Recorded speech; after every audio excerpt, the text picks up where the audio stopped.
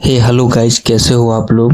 तो आज का जो डिबेट हम लोग देखेंगे, जिसमें हम लोग देखेंगे कि जो बीजेपी प्रवक्ता प्रेम शुक्ला जी हैं और कांग्रेस के प्रवक्ता सुप्रिया सीने जी हैं, इन दोनों के बीच में आज का डिबेट है, जिसमें हमको देखने को मिलेगा कि जो कांग्रेस प्रवक्ता सुप्रिया सीने जी हैं वो 20 डिबेट में ही अपशब्द का ऐसा कुछ वाक्य का यूज कर देते हैं, जिसको लेकर कि जो प्रेम शुक्ला जी वो काफी गुस्से हो जाते हैं। तो चलिए हम लोग देखते हैं डिबेट। प्रेम शुक्ला, मैं ये पूछना चाहती हूँ कि पुलिस वो कह रही है कि किसी से भी गलती हुई है, किसके सर बांधा किसी से भी जाएगा? अपराध हुआ, आप उनके खिलाफ एक्शन लीजिए, पर कानून सम्मत लीजिए। और कोर्ट ने बुलडोजर एक्शन रोका है 15 दिनों के लिए। होगा, बुलडोजर भी कानून सम्मत ही चलता है, लेकिन अगर अवैध निर्माणों पर बुलडोजर चलने पर, अगर कौम विशेष पर अगर बुलडोजर चल गया तो कुछ जो है सेकुलर दल हैं वो बेचारे सियापा करने लगते हैं।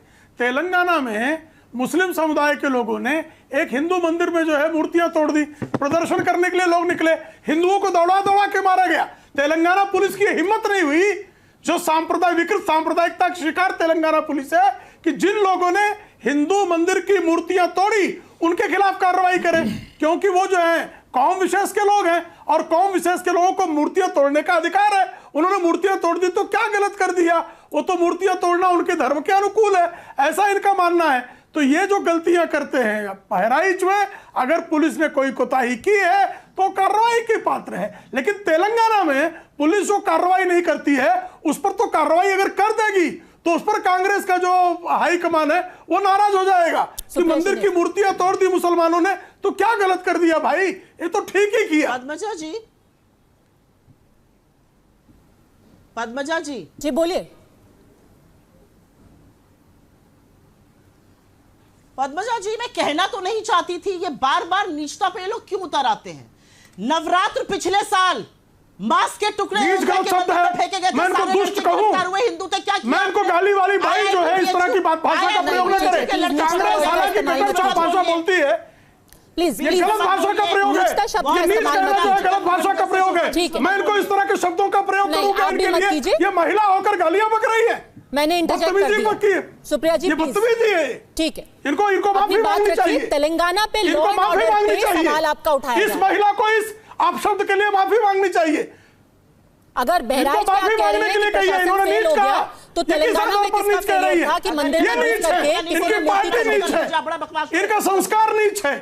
ठीक है, एक दूसरे की प्लीज शब्द का इस्तेमाल मत कीजिए। अगर बहराइच में लॉ एंड ऑर्डर प्रॉब्लम थी, कानून व्यवस्था पे आप बहराइच में सवाल उठा रही है, तो तेलंगाना में किसकी गलती है? बदतमीज महिला।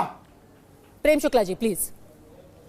अब वो गालियां बकेंगी, उत्तर थोड़ा देंगी। नहीं प्लीज आप मत बोलिए, मैंने ऑलरेडी इंटरजेक्ट कर दिया। अपनी बात रखिए, तेलंगाना का जवाब दीजिए। तेलंगाना का जवाब ऑडियो बंद करो, किसी को नीच कहेगी तू, क्या भाषा बोल रहा है? तू तड़ाक नहीं प्लीज। प्रेम शुक्ला, यूपी में मत आना, पीट कर भेजा जाओगे। तू कौन सी भाषा बोल रही है रे? मेरे बाप तू कौन सी भाषा बोल रही है? बदतमीज महिला, अपना नाम भूल जाओगे। तू कौन सी भाषा बोल रही है? तेरा संस्कार कितना नीच है। 10 second please silence, 10 second please silence. आप दोनों के पास मैं जवाब के लिए आऊंगी। सैयद जवाद, ये सिलेक्टिविज्म जो है बार बार घूम फिर कर बात वहीं पे आ जाती है कि आपको नाराजगी है कि फहीम के साथ क्या किया गया, यहां पर कंप्लेंट क्यों की गई, पर फिर आप खुल करके ये नहीं बोलते हैं कि जिसने शुरुआत की। अगर शुरुआत की बात की जा रही है तो रामगोपाल मिश्रा के घर वाले क्या कह रहे हैं? वो कह रहे हैं हम चुपचाप अपनी यात्रा लेकर के जा रहे थे, अब्दुल हमीद के घर से कोई आया, उन्होंने हमारे डीजे का तार निकाल करके बोला भाग जाओ यहां से, कोई भजन नहीं चलेगा, कोई गाना नहीं चलेगा। तब तो ये एक्शन रिएक्शन की थ्योरी वहां पे भी अप्लाई कर जाएगी ना। आप उसको भी उतना ही कंडेम कीजिए जितना आप किसी और चीज को कर रहे हैं, उतना ही कंडेम कीजिए कि आप घर में राइफल लेके क्यों बैठे थे। हर चीज को चुनाव से मत जोड़ दीजिए। सही जवाब। बहुत बहुत शुक्रिया आपका पद्मजा जी वक्त देने के लिए। देखिए क्या है, जो बहराइच में हुआ वो बहुत दुर्भाग्यपूर्ण है और सभी मान रहे हैं कि सरकार का बहुत बड़ा फेलियर है।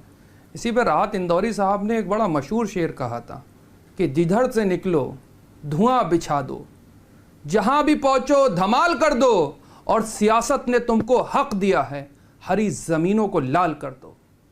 और उत्तर प्रदेश की स्थिति तो ऐसी हो रही है कि अगर नैतिकता होती सरकार के अंदर तो आज मुख्यमंत्री का इस्तीफा हो चुका होता या केंद्र सरकार के द्वारा जो है उनसे इस्तीफा मांग लिया जाता। लेकिन जो भारतीय जनता पार्टी की मौजूदा सरकार है उसमें नैतिकता नहीं होती है, क्योंकि 2002 का जो गुजरात मॉडल है वो पूरे देश के अंदर जो है वो इस वक्त फैल रहा है। उससे कोई देश जो है, मुझे लगता है देश के अंदर कोई ऐसा प्रदेश नहीं है कि जिसके अंदर जहां डबल इंजन की सरकार हो गई है वहां ऐसी घटनाएं हो जा रही। बहुत दुर्भाग्यपूर्ण है। आप बताइए, मणिपुर को आप भूल जाते हैं सर, लगातार मणिपुर के ऊपर बात होती रही, लेकिन आज भी मणिपुर के अंदर हिंसा शांत नहीं हुई। उत्तर प्रदेश के अंदर है, अब मैं आ रहा हूं उत्तर प्रदेश में, के कोई मूर्ति को खंडित करता है, वो कौन सा मॉडल है? सुनिए मैडम, कहीं पर एक होता है घटना हो जाना, उसकी निंदा होती है, कई जगह पे चूक हो जाती है, लेकिन हिंसा के बाद उसका राजनीतिकरण करना, और चुनाव के अंदर अभी देखिएगा, अभी भारतीय जनता पार्टी के लोगों की यूपी में हो जाए चुनाव से पहले वो दंगा फिर आप बुलाइएगा, हम लोग चर्चा करेंगे, 80 और 20 की बात करेंगे। अच्छा, नहीं, दो चीजें हैं, मैं यही कह रहा हूं। एक जगह कहीं घटना हो जाती, दुर्भाग्यपूर्ण होती है, कहीं दो समुदाय के बीच कोई घटना हो जाती, मिसअंडरस्टैंडिंग हो जाती है, दुर्भाग्यपूर्ण होती है, लेकिन घटना करा करके उसका राजनीतिकरण करके उस पर अपनी राजनीतिक रोटियां सेकना, वो क्या है? वो क्या हुआ? राजनीतिक रोटी तो हर कोई सेक रहा है ना। नजीरें नहीं देखी क्या? राजनीतिक रोटी तो हर ही कोई सीख रहा है। कौन? अच्छा बताइए, जो कह रहे हैं कि ये पूरी घटना सिर्फ चुनाव के लिए की गई है, वो भी तो राजनीति कर रहे हैं। अच्छा चलिए, आप पद्मजा जी बताइए, हिंदू मुसलमान करके ध्रुवीकरण करके कौन सी पॉलिटिकल पार्टी को फायदा हुआ है? कौन सी पॉलिटिकल पार्टी के बड़े नेता आकर के कहते हैं कि कपड़ों से पहचान लिया जाता है? जब ध्रुवीकरण होता है तो एक ध्रुव एक के लिए वोट करता है, एक ध्रुव दूसरी साइड के लिए वोट करता है। चलिए, आपने मान लिया, मुबारक हो, आपने मान लिया। तो राजनीति तो सभी कर रहे हैं ना। होता है इन चीजों से, यही तो हम भी देश की जनता को बचाने चाह रहे हैं। राजनीति कौन से पॉलिटिकल पार्टी के लोग कर रहे हैं वो दुनिया जग जाहिर है, तमाम रिपोर्ट पड़ी हुई है। और उत्तर प्रदेश क्या और देश के अंदर no justice for Dalit, Muslim and OBC right now in India. कोई इंसाफ की बात नहीं होती, खास तौर से जहां मुसलमानों की बात आती है, जहां पे दलितों की बात आती है, जहां पे ओबीसी की बात आती है, कोई सरकार नहीं खड़ी होती उनके साथ। आप बताइए क्या? ठीक है हर्षवर्धन जी, ध्रुवीकरण क्या एक ही साइड से हो रहा है? उत्तर प्रदेश के अंदर तो हमने सोचा हुआ है, नहीं, एक साइड से हो रहा है, ये तो आपने मान लिया।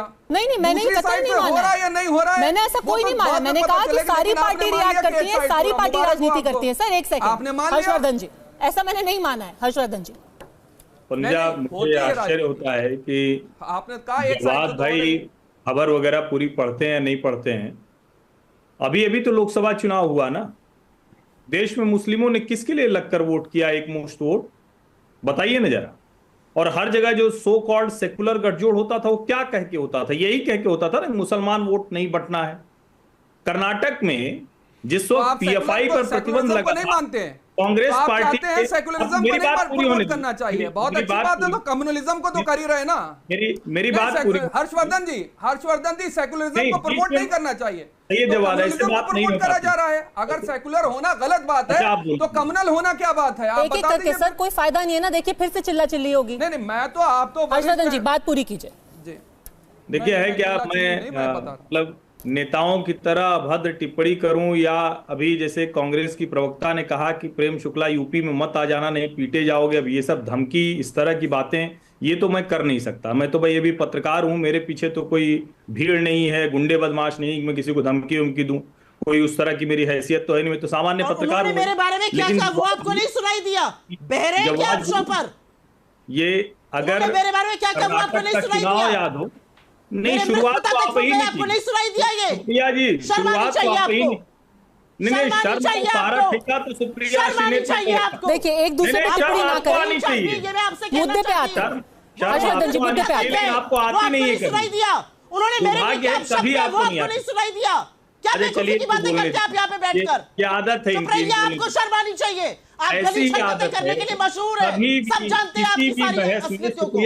मतलब गाली गलौज, मुझे मत बताइए, मेरा मुंह मत खुलवाइए। हर्षवर्धन जी एक एक करके मुद्दे पे बात कीजिए प्लीज, वापस टॉपिक पे आते हैं। मैं तो मुद्दे पे ही बात कर रहा हूँ, लेकिन मैं देख रहा हूँ ना कि किस तरह से बात मेरे बारे में क्या है ये आप मुझे मत बताइए। आप कितने बड़े क्या है वो सबको पता है, सारी दुनिया जानती है। बताइए ना। अच्छा चलिए 30 सेकंड आपको देता हूँ, मेरे बारे में बताइए। Don't you dare do that.